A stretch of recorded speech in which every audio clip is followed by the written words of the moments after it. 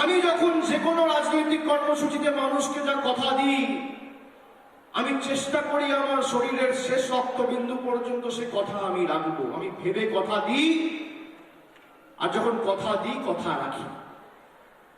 আমি সেই দলের কর্মী বা নেতা বা প্রতিনিধি নই যে বলে আগে ভোট দাও তারপর করে দেখাবো।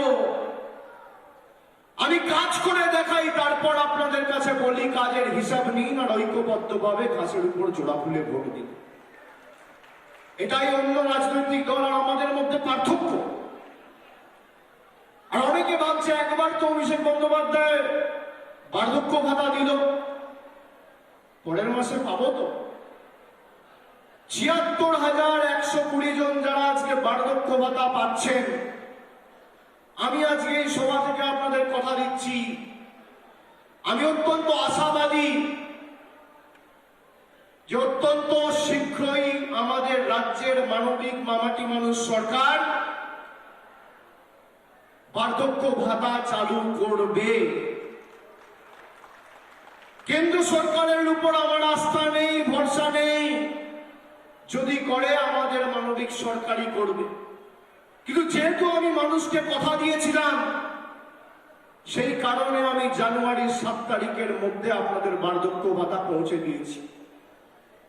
এই ১৬,৩৮০ জন প্রতিনিধি আমাদের সাথে সহযোগিতা করেছে বলে আজকে আমরা এই স্বপ্নের প্রকল্প শ্রদ্ধার্ঘ্যকে বাস্তবায়িত করতে পেরেছি। খালি ফুলের মালা দেওয়া, পায়ে হাত দিয়ে নমস্কার করা, ফোন করে প্রণাম নেবেন বলা শ্রদ্ধার্ঘ্য নয়।